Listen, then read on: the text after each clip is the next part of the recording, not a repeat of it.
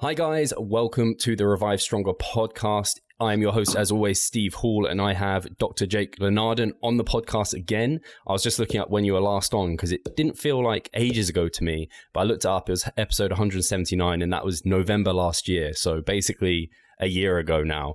How are things on your end? We're just talking off air, how crazy it all is down in Melbourne for you at the moment. Yeah. Thanks for having me on again, Steve. I'm a big fan, and I was thinking about this today actually because I had this in my diary for this podcast today, and I was wondering how long, and I thought it must be a year by now since we've last caught up, and funnily enough, it has been.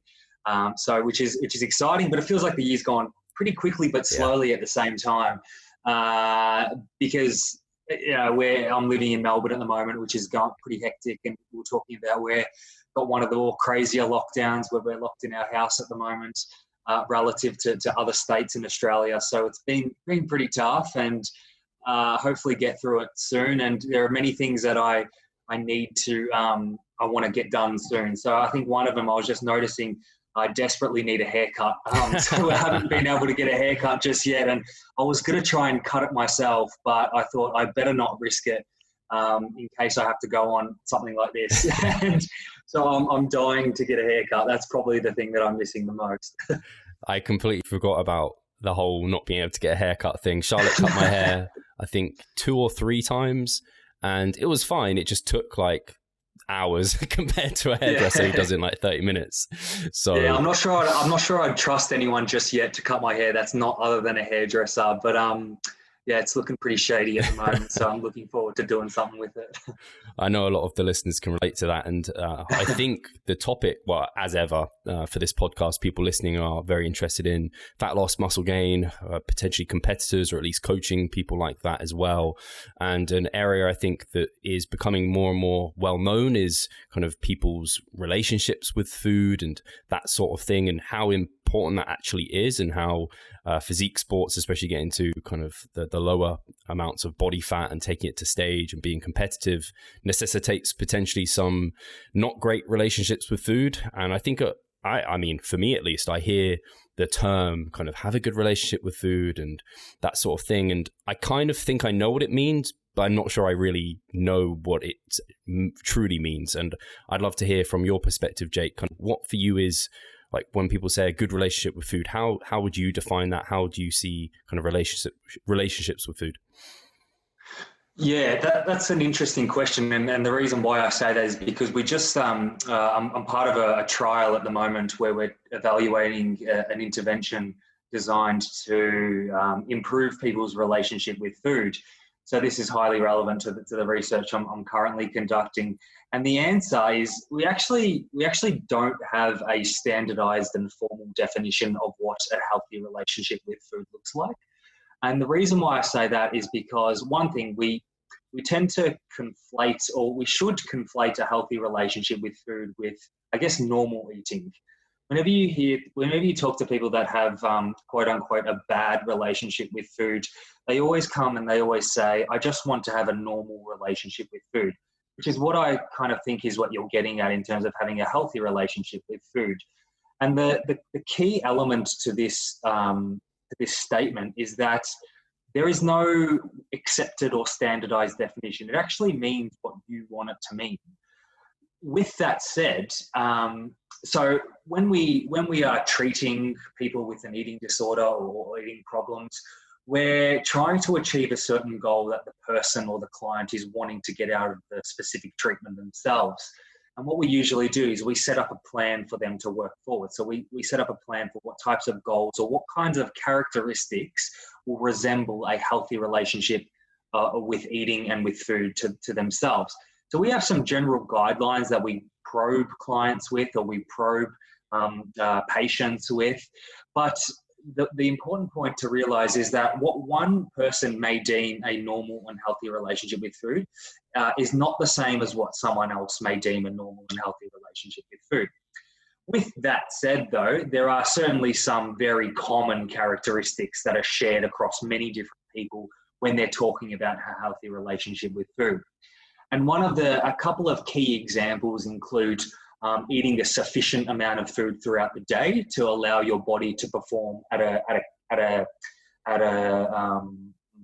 in a way that performs optimally and towards your target goals, whether that be concentration or cognitive goals, whether that be sport-related goals or social goals, just having enough energy to perform your basic tasks each day. Because we know people who have severe disrupted eating disorders or disordered eating, they don't eat enough.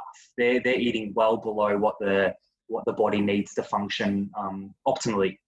So that's one characteristic, is eating enough. Another one is eating regularly throughout the day, or eating enough times throughout the day. So the idea is that eating regularly kind of recalibrates those internal cues that people are so often wanting to listen to. And those internal cues, you've probably heard it thrown around, things like intuitive eating, mindful eating, and stuff like that. They're excellent cues. They're excellent styles of eating that people generally opt for when they're wanting to develop a healthy or normal relationship with food. But the issue is people don't know how to get to that goal state. They don't know how to train their body to listen to that. So if you've been dieting for 15, 10 years, 20 to 30 years, which is not uncommon, people don't know what actually hunger feels like or what satiety actually feels like. So by allowing yourself a sustained pattern of eating throughout a day, what generally happens is people recalibrate those cues, and then they're better informed to act on those cues later on. So that is another characteristic of normal eating, is eating enough throughout the day to keep those concentration levels up, to keep those energy levels stabilized, and to ultimately recalibrate our body signals. Other examples include taking a balanced approach to food and eating, and not being overly regimented in some of the things that you're doing. So people start to become problematic when they start taking things to the extreme. So I am someone who kind of values autonomy, and people who decide to go one way or the other, that's certainly fine. And some people they feel that they get a lot of structure through logging their food and logging how much they eat. That's fine. The problem arises when people take that to the extreme and they start being really inflexible, start being really rigid, to the point where they're actually excluding many of the things that they find joy from, or that they enjoy eating. So whole food groups, for example. So eliminating carbohydrates, even though it's having a detrimental impact on your physical, psychological, and social well-being, then that becomes a problem. So what we want to do for those people is shift the focus towards a more balanced or a flexible or a graded approach that becomes more inclusive with the types of food they eat, the amount they eat, and essentially when they eat. So they're just some very common and broad categories we can think of when we're talking about migrating someone who has a disordered relationship, moving them towards someone who has a more normal or a healthier or a sustainable relationship with food. So they're the crux of the things.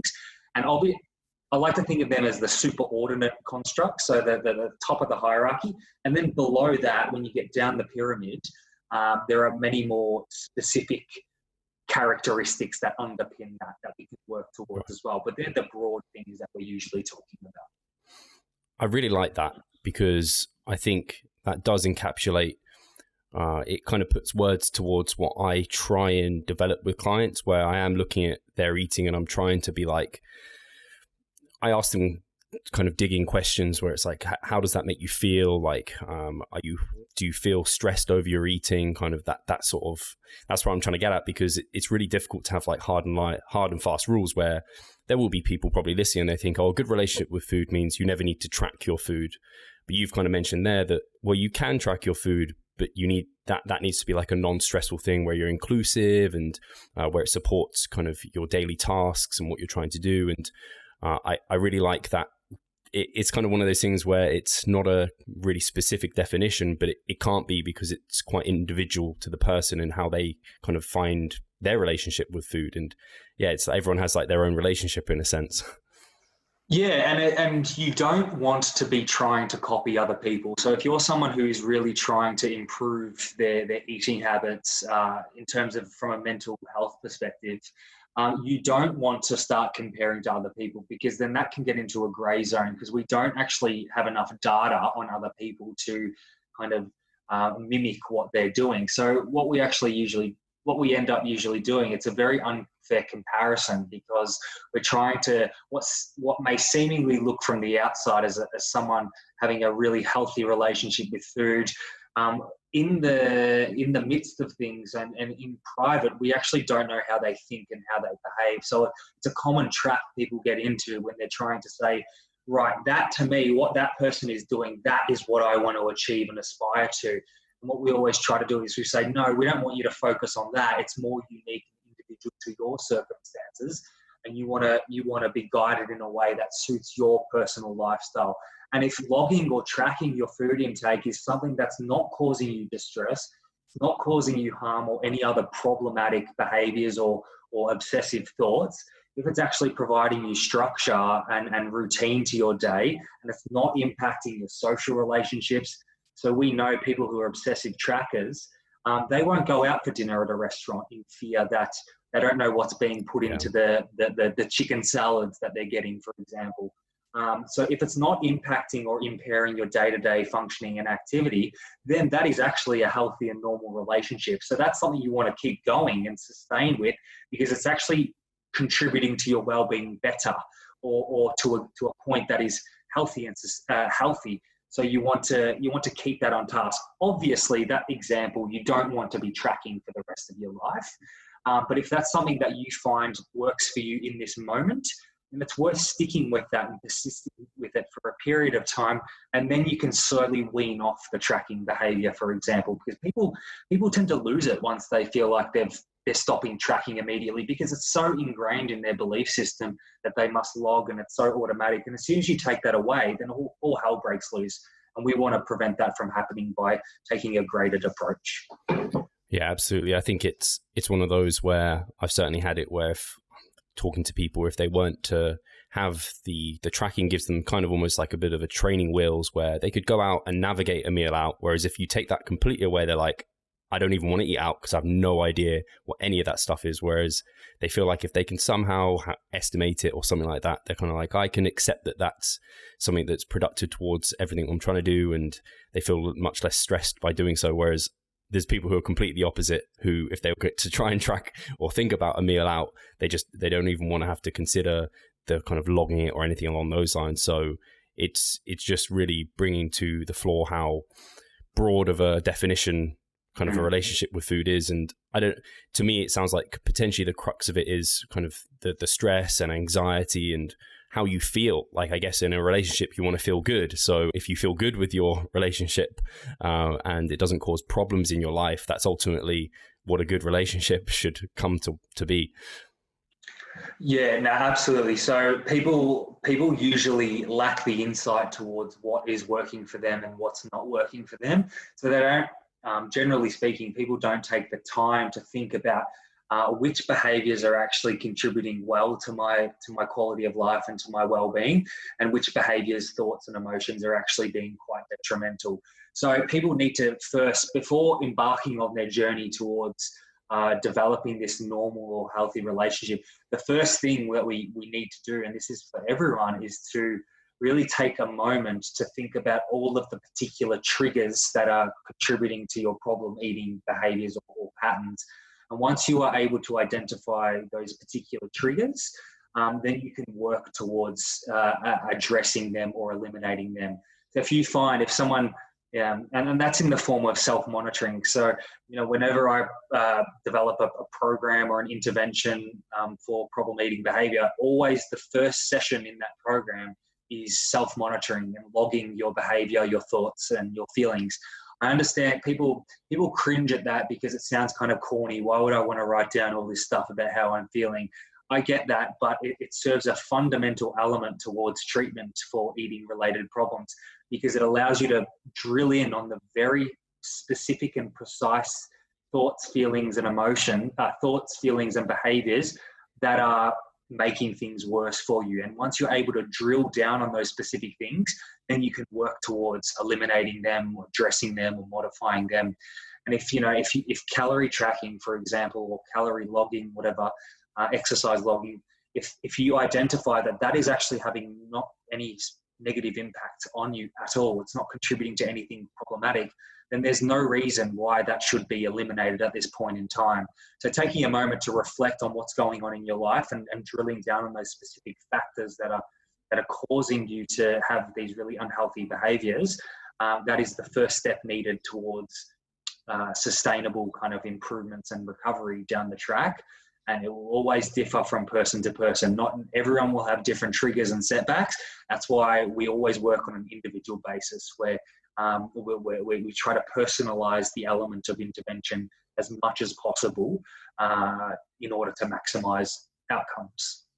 Yeah, I really like that. And I know you had a free ebook that was out, and I highly recommend people check this out, because it just gives you people I think feel like there were things in there that I felt like I knew, but it wasn't in such a format and a way of understanding it and put into words and ways that I was like, now that I kind of know that, but this gives me kind of a route to go down. And that self-monitoring was really great. And you kind of described it as being a detective with your clients, so you can identify kind of and look at all the potential things that could be leading to it, and kind of focus down on some. And I think that was it's just a great process to be that reflexive and think about what's happened in your day. And whilst like you said, people don't like to do it, but oftentimes it's the things we don't like to do that's probably going to help us the most. Exactly. Cool. Yeah, no, exactly. And the important element is trying to explain the reasons why we do things in a way that people can really resonate with and understand. So a lot of the times when we read books or self-help articles or self-help manuals, there's a lot of psychological jargon that tends to be spit out, and that automatically kind of turns people off a little bit. Because they don't want to read jargon. They want to be able to. It needs to be some way that can be personally identifiable to the self. And I appreciate you reading that ebook and kind of advocating for it, because that was the purpose of that, is to try to really get it into a palatable form to help people overcome these particular issues. And it's been a little bit of a success so far, which has been great to share. Yeah, I think, I maybe say you may even understate the value a book like that could have, because I think for some people that could be the difference between kind of stopping an eating disorder occurring, because now they've got something they can utilize straight away and kind of nip it in the bud. Whereas if they didn't have anything, I don't know, years down the line, they could be coming to you being in a really terrible position. Yeah, that's 100%. And that's the purpose of these particular self-help approaches, is that rather than, if you're able to spot the problem early, rather than going to a psychologist or a psychiatrist or someone who is quite expensive and there are a limited number of resources available out there, long wait lists, the best approach that we usually advocate for is a self-help approach first up, meaning that people should try to overcome the problem themselves. And if after a little bit of a sustained period of time, let's just say a month or two, they realize that, hey, this isn't actually working for me, I need some professional support, then what usually happens is then they go on to see that particular professional face-to-face. So that is actually beneficial not only to the person, because it can save an enormous amount of money financially, but it's also a real benefit to the healthcare system as well, because it means that not all of these people are rushing towards the finite resources that we have in the healthcare system. So if we're able to kind of funnel down the process by helping all these people with free online resources, then only the ones who really need the care will go and see that psychiatrist or that psychologist, because there's really good evidence to show that self-help approaches, they lead to recovery rates of around 35 to 40%, it's okay. Like, it's not great, but it's still decent. And there's actually evidence showing that self-help approaches are particularly guided approaches, where there's someone trying to guide you through the program a little bit. They're just as effective as face-to-face psychotherapy or psychological treatments as well. So it's an excellent cost-effective approach that I think many people should capitalize on. But the problem is that there's so much information out there.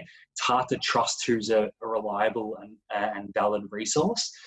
So that is also a big problem that we're finding in the field as well, is how do the general population who are struggling with these issues, how do they go and find the correct resource? And that's what the platform that I'm designing is trying to kind of do. It's trying to provide a tool to point people towards credible sources and directions, because there are some sources out there that are dreadful. Wow. I've seen a couple on Instagram that this person, I won't name names, but they were promoting this particular nutrient supplement, and that the claim was that it would accelerate the cure for anorexia nervosa, wow. which for your information is one of the hardest psychiatric disorders to treat. And this person had a following of 60,000 people just saying that take this supplement, it will benefit anorexia nervosa. It took me all my might to not comment on it and kind of spread my thoughts. But yeah, we need to navigate a system better that would allow people to evaluate the credibility of sources available online and free to the public. Yeah, I think I literally checked your Instagram recently and it was up at 30,000 followers now. And I was like, that's a lot more than I last remember seeing it. So massive credit to you. If people aren't following who are listening, I recommend it. We get, like people like yourself share it, which is excellent. And there was no expectation that this was going to take off, but it did. I think the Instagram has been running for maybe 15 months now, maybe a little bit longer. And it's reached a great following, and it's good because it's providing I hope credible pieces of information about this issue that is so pervasive in modern society, which is that's the goal of it. It's just to disseminate information so that people are better equipped at dealing with these particular issues. Yeah. And along the journey, get to meet awesome people like yourself and many others who I've done podcasts with.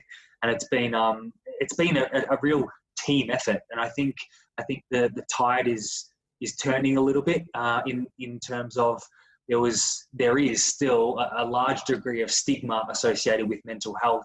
But I do feel like it's starting to slowly shift over time, which is great because people shouldn't be ashamed of any mental health issues because it's just normal, it's part of life. Hey, Pascal here. I just wanted to take the moment to talk about our membership site. Inside, you'll find a thriving forum, an extensive exercise library, courses, presentations, and research reviews. All I need you to do is hit the link in the description below and sign up. See you there. Yeah. And that's just because people are listening and they're like, I want to find this. So it's break.binge-eating, isn't it? On Instagram. Yeah, break.binge.eating. Yeah. Perfect. Yeah, I think it's the reason I love having you on, Jake, and I love sharing your stuff there is because at least I feel like for a lot of the people who are listening to this podcast, a lot of the people who potentially follow me are those who could use these self-help methods or potentially use some of the self-help with their clients who haven't formed eating disorder, because that obviously just a coach who hasn't got the kind of, it's not in their scope of practice to help them with that, but potentially they could prevent that. So it's amazing to be able to kind of listen to this and they can maybe now think about it and they're like, oh, I can kind of have these discussions now with my clients and hopefully prevent any of these kind of poor relationships developing over time. So it's amazing that you can be on here and discuss this and you are disseminating that kind of information for us all, because without it, I think there's kind of that ignorance to it all. And I think that's probably where a large part of the problem can ensue. Yeah, 100% agree with you. And the intervention elements or strategies are great in that it serves both as a prevention and a treatment approach. So the same elements generally cut across a prevention and treatment focus. So it would be wise for people who are dealing with particularly personal trainers, for example, who may not have expertise in mental health or how to deal with mental health problems. I would dare say that a lot of personal trainers' clients would have issues with their body image, their eating, and all that. So the beauty of these self-help approaches is that anyone can learn them. Anyone can learn them. And if you are a coach who is dealing with someone who shows the signs and symptoms of something problematic, then you can guide them through healthier patterns of eating that aren't incompatible with what you're trying to achieve with them. So I think that's an important point there, because there's a misconception that all of the intervention strategies for eating disorders they stand in direct contrast to what a personal trainer may be instilling in their clients. That's not necessarily the case.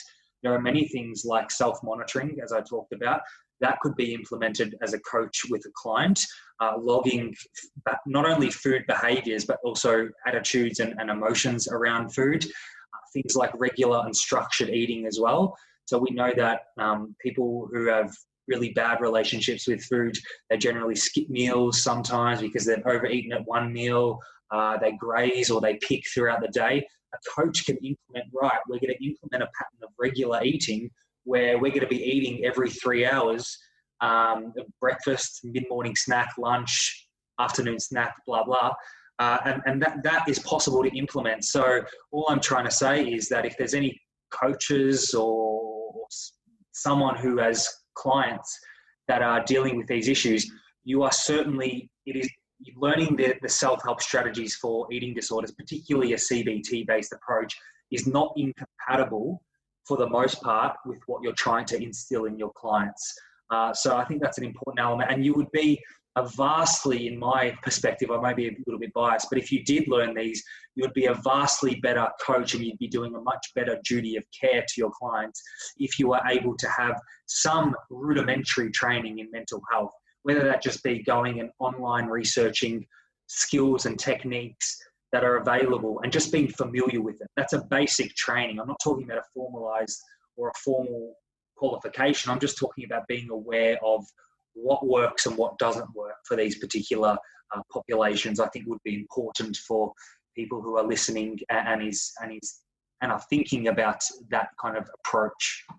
Yeah, I completely agree. I think a lot of, especially with online coaching being around, it's like and I guess this is where the personal trainer stands above the apps, because we can actually think about mental health and we are talking to an individual, so we can actually help people even more in that sense. And something you kind of touched on, and something I think is really important to touch on, is also potentially talking about like a good relationship with your body then. Like what is kind of I guess in the same way, it's probably going to be a nondescript kind of way of describing it in terms of a good relationship with your own body and self, because again, we're actively trying to change that oftentimes as a kind of an online coach or a personal trainer. But we want to be careful that we're not kind of getting into that position where we're encouraging poor relationships in that sense. Yeah, so body image is central to all of these eating difficulties or eating disorders. So a poor body image is what usually drives an eating disorder. It's where it kind of starts. We know that poor body image is probably the most robust risk factor for the development of an eating disorder, but it's also one of the strongest maintaining factors, which just basically means a variable that keeps the eating disorder going. So if we're trying to prevent an eating disorder or disordered eating from happening in the first place, we want to address negative body image. And if we're trying to treat an eating disorder, we also want to address negative body image. So the two go hand in hand. So there's two different classes of constructs, or let's call them constructs. There's two different classes of constructs that we deal with body image. We've got negative body image and we've got positive body image. And an important thing to note is that the two, they do not represent opposite ends of the continuum. So we usually think that negative body image is here and positive body image is here on the one pole. It's actually not the case. There's been a lot of evidence kind of disproving that. And positive body image is actually qualitatively distinct from negative body image. Let's talk a little bit about negative body image first. So negative body image is a extremely broad category or construct. So it's the superordinate category, and under that include many different facets of negative body image. And some facets of negative body image include The most relevant one would be for eating disorders is what we call an overvaluation of body weight and shape. So that just basically means when someone equates their self-worth or their self-esteem on the basis of what they weigh or what they look like. So their self-esteem is intertwined with their body image. That's a problem, because it means that people, their entire worth as a person is contingent upon their body image. If they feel that they're failing as a person in body image, it means that they're a failure as a person. So that's one of the big components of body image we usually see, or negative body image. We've got other ones like general dissatisfaction. So general dissatisfaction is just simply referring to an unhappiness or discontent with one's body weight or shape. It's just got some negative attitudes towards that. We've got things like preoccupation. That's when someone consistently ruminates or thinks obsessively about their body image. So what does it look like at the moment? Did I put on weight after I ate that particular carbohydrate meal? They're just regularly and recurring thoughts about their body image. We've got things like feeling fat as well, which is when people have a somatic sensation that they're carrying more body weight than they actually are. So feeling fat is actually uncorrelated with a person's BMI, suggesting that it's not being actually fat or overweight or obese or whatever category you want to kind of call it. That is irrelevant to the experience of feeling fat, which is really, really interesting. And we've got some other ones like fear of weight gain, which is an obsessive and unhealthy fear, short-term weight gain in the future. So we've got those negative body image constructs on one hand, and then we've got these positive body image constructs on the other hand. And positive body image include things like body image appreciation, which is kind of showing respect and care for one's body. We've got functionality appreciation, which is trying to focus on what the body can do and all of the impressive capabilities it can perform, rather than merely what it looks like. And various other things as well, like body image flexibility, which includes things like not acting on negative body image threats, so embracing them and moving forward in a way consistent with your core values. So all I'm trying to say is that there are broad categories of negative and positive body image, and if we're trying to help someone get a quote unquote healthy relationship with their body, what we need to do is simultaneously tackle or address the negative elements. So we want to reduce negative body image, and at the same time we want to promote a positive body image. So there's the intervention strategies or elements that can effectively target negative body image do not necessarily translate to an increase in positive body image. So that means what we need is two sets of intervention strategies, one designed to tackle or eliminate negative body image, and one designed to boost or improve someone's positive body image. So I'm not sure it would take the whole podcast to talk about specific strategies designed to target each of them, but there are numerous things we can implement. I'm not sure if you want me to go into some specifics, but there are several things that we can do to boost someone's body image. If that's something that you wanted to keep going with, more than happy to offer. I think I think a lot of people listening to that will be able to identify a lot of those within themselves or within clients. Like I was listening through it and I was like, just nodding my head in that. Again, it's things that I've definitely seen and thought about, but haven't put actual kind of categories to or words towards, which I think is really cool. So just as an example, oftentimes, particularly kind of evidence-based physique coaches will talk about shifting your mindset from kind of being a physique kind of orientated athlete to being performance-based in the off season. So there is less focus on the physique and you derive value more so from your performance and kind of focusing on what kind of green grass you've got now rather than kind of the grass is greener on the other side. I'd love to hear if there's any kind of ones that stick out to you that may be specific or more specific towards a physique competitor that you found to be helpful. Absolutely. So I think the one that would be most relevant to a physique competitor would be addressing this over-evaluation of body weight and shape. So just to recap, it refers to when someone intertwines their self-worth with their physique, basically. And it's an issue. There are a couple of reasons why this construct is an issue. The first reason that it's directly related to many harmful forms of eating. It directly, quote unquote, causes an inflexible dietary restraint tendencies, and it's a direct link to obsessive body checking and avoidance. So the first reason why it's problematic is because it's linked to all these other problems. So if we're able to tackle the over-evaluation, what generally happens is the other problems generally reduce as a consequence. Also, I said a little bit earlier that that when we're basing our self-esteem or self-worth based on our physique, and if we feel like we're not doing particularly well in that moment in our physique, then we conclude that we're a bad person. That gives us evidence that we probably need to change it and shift the mindset. So there are a couple of ways to address this over-concern or over-evaluation with weight and shape. The first one is to increase the importance of other life domains. So if you think about it, just pretend what we usually do in cognitive behavioral therapy is someone who has this over-evaluation, we get them to think about a pie chart with a circle, and we say to them, this pie chart represents your sphere of self-worth, of who you are as a person, how you evaluate who you are, who Steve is as a person. I want you to split up the chart into many different elements of your life and give weight to the certain elements of the pie chart.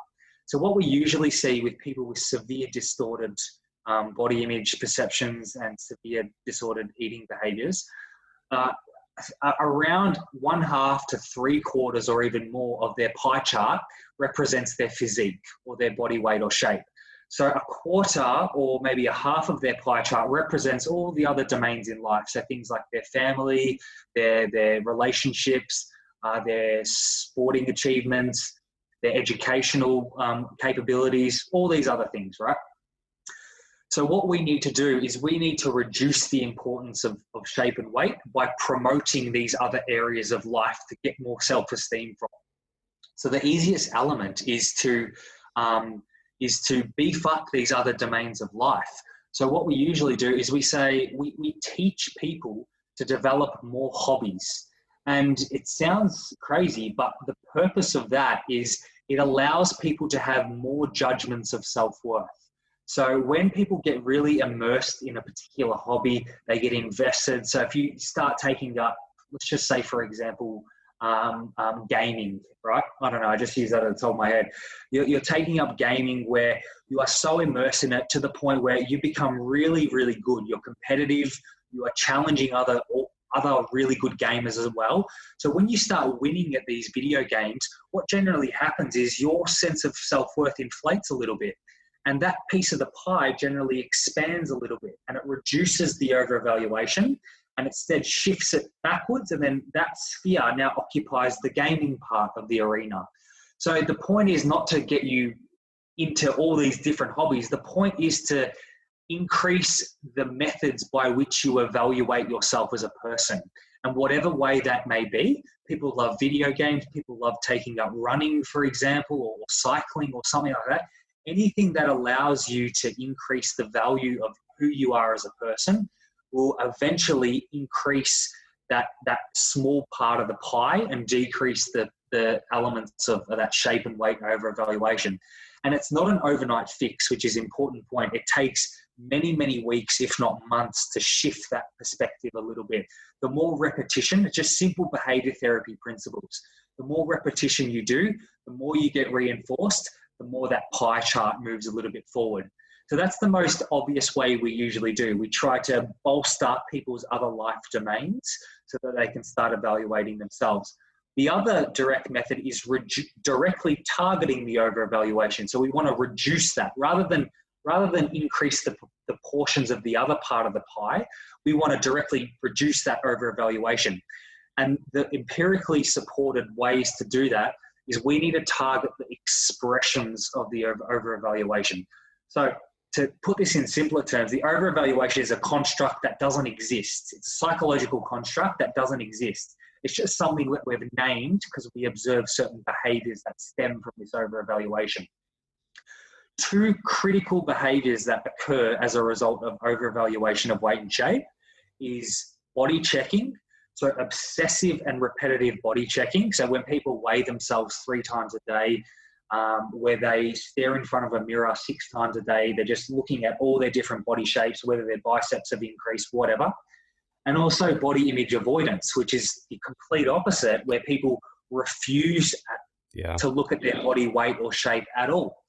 So what we need to do is, they represent different ends of the continuum. What we need to do is bring everything back to normal and to a happy medium.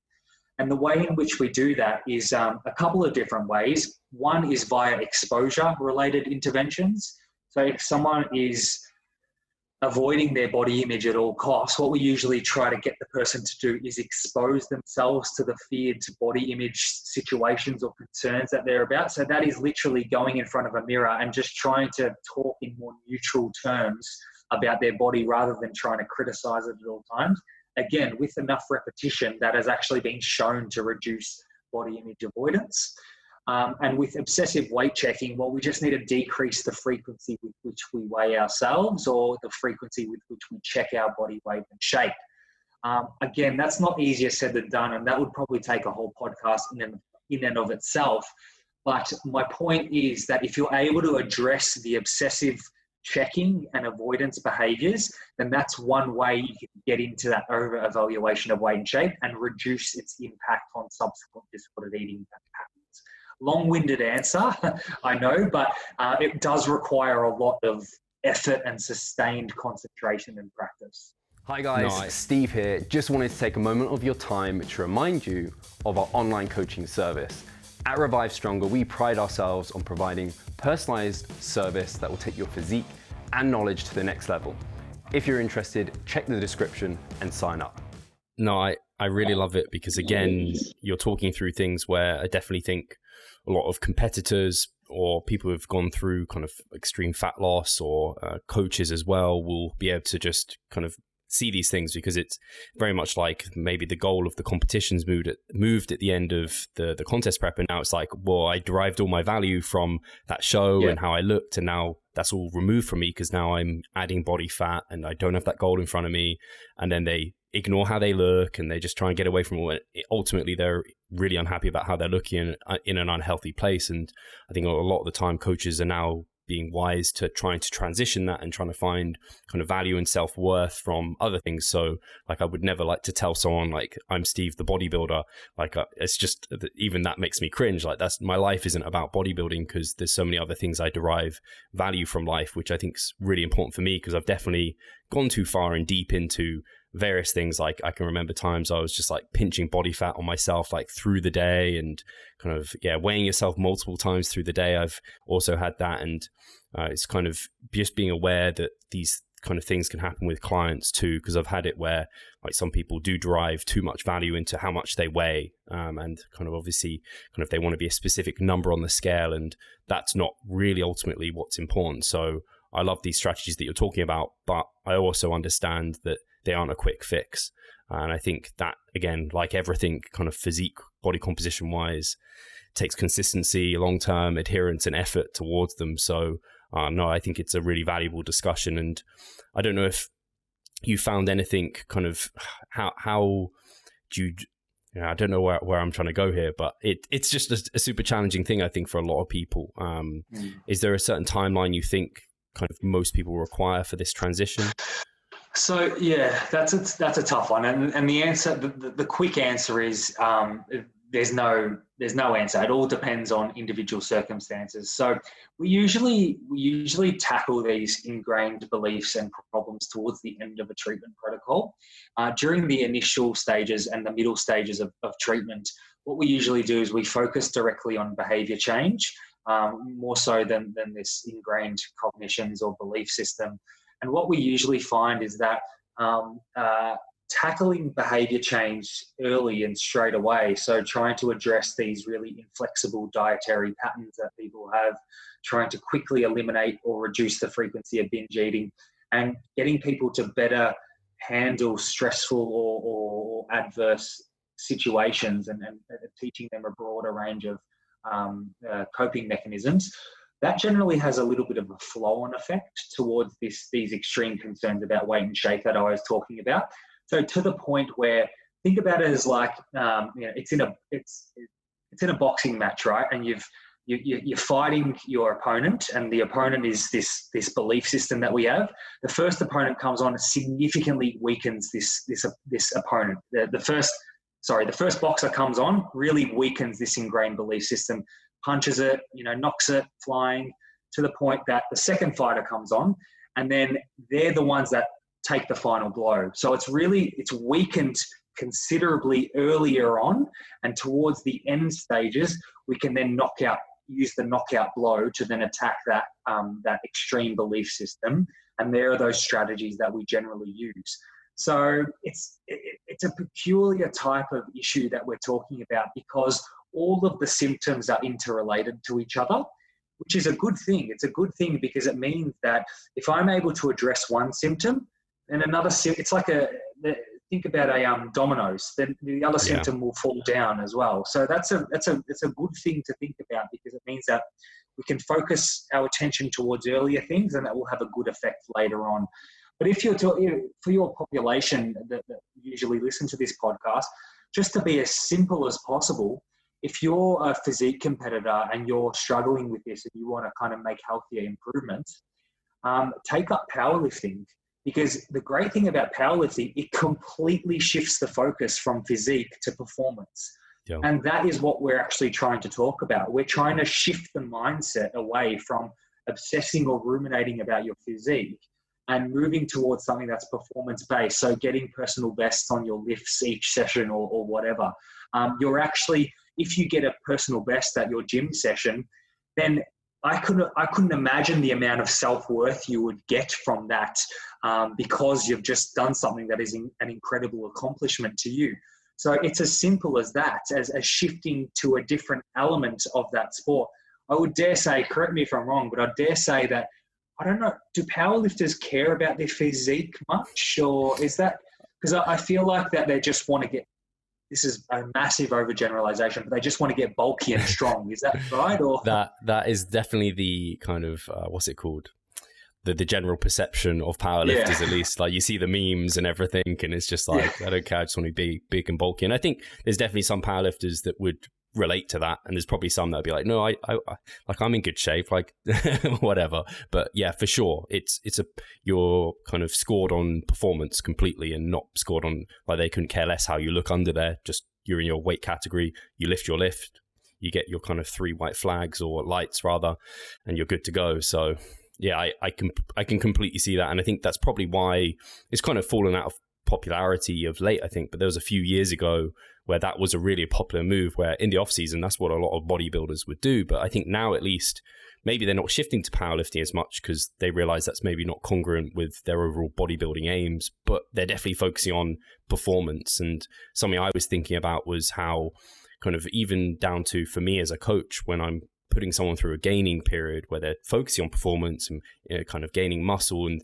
maybe body composition is going to be looking worse, I just look at that way less often. So it might be every month at most that we ever check the physique, and I kind of don't want them. And you see people who are taking like weekly check-in photos in their like bodybuilding suit or whatever they're going to be wearing, and I can't help but think that that's an over obsession with that kind of how you're looking. And then it's the same with maybe social media and posting on there regularly like shredded shots, and you feel like you can't ever escape that. And I think, well, social media could be a whole podcast in itself, but I'm sure you've seen potentially social media. I guess, how do you see it? Do you see it as mostly a pro, or do you see it mostly as a negative, or is there just a bit of both? There's a big body of literature documenting associations between social media usage and extreme body image concerns and disordered eating patterns. But a big problem with the literature at the moment on this space, and I'll preface it by saying that this isn't my area. I vaguely know a little bit about body image and social media, but a lot of it is cross-sectional based, meaning that people at one time point examined social media usage via retrospective recall, and they assessed their body image and eating behavior symptoms or disorder symptoms at the same time. And then what we usually find is that there's a correlation between the two, meaning that the more social media people use, and particularly the types of accounts that they follow, is associated with more body image problems and more eating disorder symptoms. I do think that there's been a couple of experimental studies that have manipulated the type of social media content someone would be exposed to. And I'm fairly certain that there has been causal links between viewing, for example, Fitspiration related hashtags and images and more body image concerns. But I do think that the effect sizes are quite small, meaning that there's not actually it's not actually a very powerful immediate trigger to body image problems. I hypothesize or predict that it would have much more of a sustained effect over time, a more cumulative effect. But the more that we view this stuff over time, it kind of builds up towards our body image concerns and our body image problems. But yeah, there's certainly a huge body of literature on social media and body image. And I'm actually doing a study at the moment. It's funny you say this because I've been interested in this, but I've never actually done any research on it. So I'm actually doing a follow-up study now where I'm tracking people over a year, and I'm actually looking at their social media usage as well as their body image. And I want to have a look at whether increases in usage prospectively predict eating disorder symptoms and body image concerns over time, and whether there's a reciprocal relationship. So meaning that people who are the more usage of, let's say, Fitspiration predicts more concerns about their body, and then those more concerns predict even more usage of Fitspiration, because it's even driving the desire to even achieve even further. So that's what I'm trying to hope to uncover. We just started the study, so it's still 12 months away. But I think it's really interesting, and it's a highly relevant topic. It has direct practical and clinical implications. Yeah. And it's something that I'm certainly interested in, and I hope to move towards a little bit over the next 5 years, I think. No, that's amazing. I think, social media is becoming, people are more and more aware of potentially the negatives that are associated with it, because I think people just assume, it's just this thing that I use and it's free or whatever, and it's like, you're kind of being manipulated in ways, and it's having impacts that you don't even realize. I talk about it regularly, where I'm like, on social media, you're seeing kind of the creme de la creme. Like, you're seeing the top physiques, the most shredded, the most beautiful, because that's what gets the likes, that's what gets the follows. And so they're going to be the ones that pop you up in your feed, and not the average guys and the average journeys.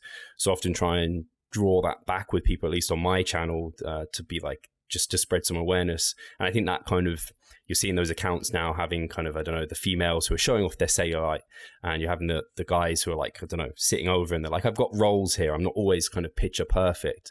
Do you think that's kind of a good, I guess you don't know yet because you haven't done the research, but do you think that's probably a positive thing to kind of share both sides of the coin, not just like the picture perfect? Absolutely, and there is research that has been done on the protective role of social media and these positive body image, whatever you want to call it, the more realistic content that is presented in body image that almost challenges overtly challenges the belief that social media is a representation of real life. So these accounts or these pages that try to challenge that belief and promoting those things like you talked about, like the roles, if you're sitting down, that actually has been shown to have a positive effect on people's body image. So again, small effect size. It's not a be-all and end-all cure, but it shows promise. And what it suggests is that we can use this element or this strategy of increasing our exposure towards these positive accounts. We can use that amongst a collection of different tools to kind of have that really big flow-on effect, because no treatment strategy in isolation is enough. What we need a constellation of different strategies that work in tandem to produce a desired outcome. And the social media, let's call it social media literacy, where people are more aware of and are being exposed to the better aspects of social media, by throwing that into our constellation of different therapeutic elements, then that, I think, will have definitely a positive benefit. I certainly encourage the evidence behind it is good. So if you're feeling particularly negative about your body image, and you need a bit of a pick-me-up or something like that, then brief exposure is something that can have some temporary alleviation of negative symptoms. So, I certainly think it's worthwhile to invest in some accounts that you find realistic and desirable and something like that, for sure. Yeah, I think it's one of those now. At least there is the block button, and the algorithm works in a way. If you like the accounts that are building you up and providing you positive reinforcement, you should be shown those accounts more. And it's challenging, I think, is because a lot of you mentioned that 60,000 follower account, but the accounts with like 500,000, like 100,000s, lots of like these fit chicks and these guys with just like clearly enhanced, and the photos are photoshopped, and it's just, I guess the human body is driven to like extremes and these extreme looks and everything. And so they're always going to get the likes and things. But if people are at least educating themselves a little bit more and hopefully listening to this, just going through like what we've gone through here, you get to a stage where you're just essentially in control. Like you have autonomy, like the food doesn't control you, the scale doesn't control you, your look doesn't control how you feel. You're in control of those elements. It takes a long time, and I hope personally I'm getting better there and more towards that. And I try and get to this point with clients, so they just feel empowered to be like, I know who I am, I know what I like to do to get these things, and I can kind of do everything in as like I know the pros and cons of everything that I'm trying to do here. It's just having that kind of almost that education behind everything before you. I think a lot of the problems come where people jump in at the deep end, and there's people taking on, like kids taking on social media, and they're exposed to all these beautiful people, and they're like, what's wrong with me? And using all the filters and things, and same with food. And it's can quickly become a nightmare. So I'm so glad we're having this discussion right here. No, I 100% agree. And I think it's just I think it goes in every domain of life. You don't want to throw yourself in the deep end to anything. You need to gradually build up, so then you can be equipped to deal with the situation that you've got at hand. And I think many of the principles that we're talking about here go with many different facets or domains of life. And you can I've never heard anyone say too much education or too much knowledge is a bad thing. So if you're someone who is driven, motivated, wants to really excel, if we're talking about people in the fitness industry, for example, if you want to really excel at your job and develop a really strong reputation, not only on social media, but throughout the community, then equipping yourself with these various types of skills, not just the expertise in how to perform the perfect squat, for example. You want to branch out and be like, right, I have some knowledge in psychology or mental health. I have some knowledge in biology. I have some knowledge in sociology, whatever. I think that would serve you much better than if you decided to neglect those important domains of human functioning. Yeah, it's actually crazy to think that kind of, I guess, being a personal trainer is a relatively easy, I would say, occupation to come into, in that it's not kind of crazy the amount of work you have to do to get there. And it's kind of, obviously you have to go through some sort of qualification and things, but it's not like a PhD level.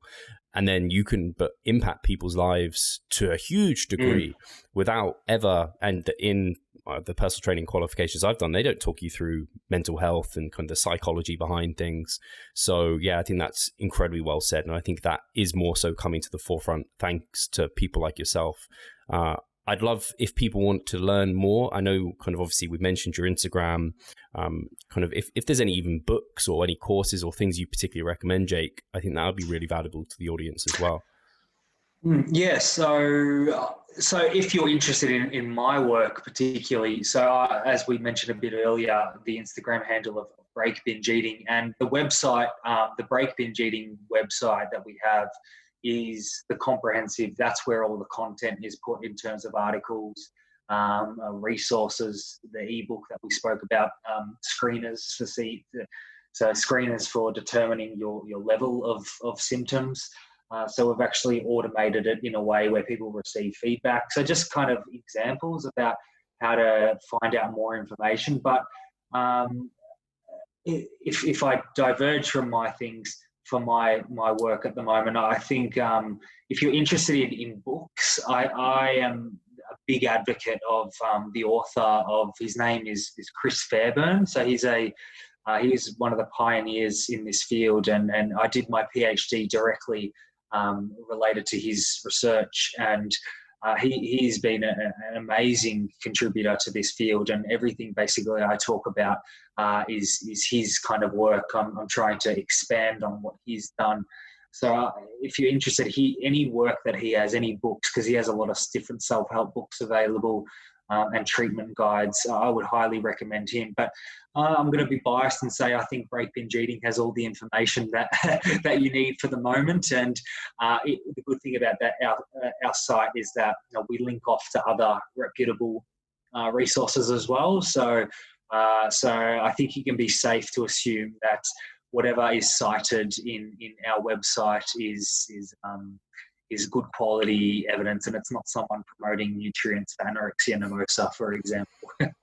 Amazing, Jake. I'll make sure that's all linked below. I'm definitely going to be checking that stuff out more, and I highly recommend everyone else does, because I think if they've listened this far, they're definitely that interested. They should definitely go check it out and everything. So yeah, I want to say a massive thank you again, Jake, for coming on. And yeah, thanks everyone for listening.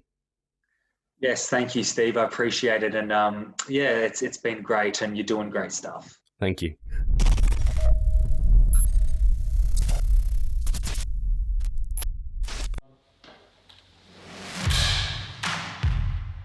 So I'm Steve Hall, founder of Revive Stronger and a coach of Revive Stronger. My name is Pascal Flor. I'm the co-owner of Revive Stronger and also a coach, of course. Revive Stronger has probably been going solidly for 3 years, roughly about 3 years. Revive Stronger, to me, it is becoming kind of my child, my foster child. It's the gathering and getting together of like-minded people. We've been expanding the coaching team, which is helping us help more people, but each coach can only help a certain number of people. Right now, it's all over the place. We have YouTube, we have Facebook, we have Instagram, but there isn't that community aspect behind that. And so the next step for us is developing a membership site. So basically, we want to create a family and a community that is then benefiting from another. A really cool community for people within our little niche is going to be a website. They will get early access to our podcast. You can access us, ask us questions. The community aspect, we have a forum there. You can ask questions, but also you can log your journey. There's also going to be courses on there. Courses, presentations on different topics. Discount of past seminar footage. We will log our journey as well. We'll start vlogging. We're going to have documentaries. Our entire athletic journey. Furthermore, they get access to an exercise video library.